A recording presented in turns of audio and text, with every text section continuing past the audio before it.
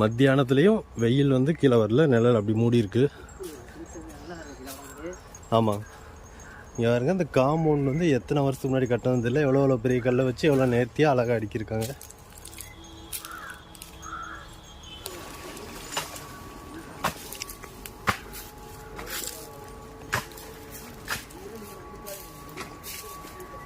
இங்கே ஒரு குகை மாதிரி இருக்குது, அதுக்குள்ளே வந்திருக்கோம் சாமி.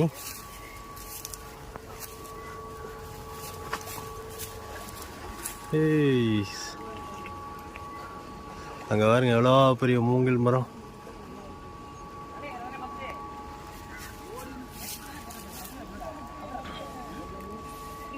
ஆதிவாசி எல்லாம் குளிக்கிறாங்க அப்படின்னு நினைக்காதீங்க, எல்லாம் நம்ம சாமி தான்.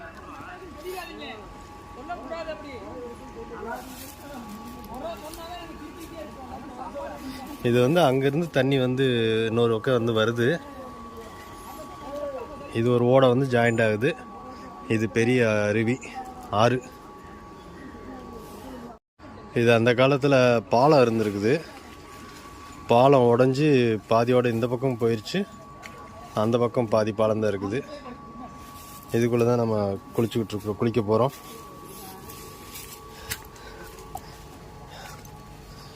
இந்த வழியாக தான் இறங்கி போகிறோம்.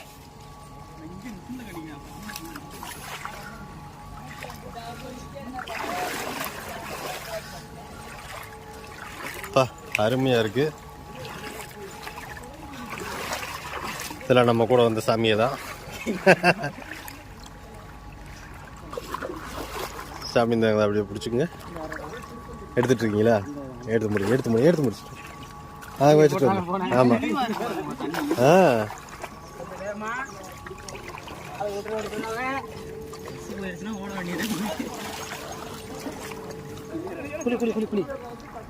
பிள்ளையிலே இருக்கு, அப்படியே பிடிச்சிக்கங்க.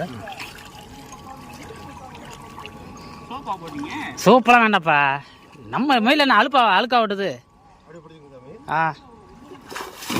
ஆனா இந்த சேட்டை ஆகாது.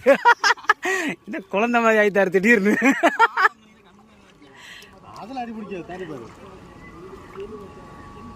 மாலை மட்டும் பிடிச்சிருக்கு சாமி.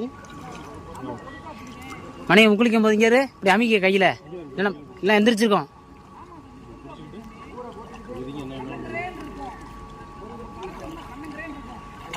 சாமி போதுமா?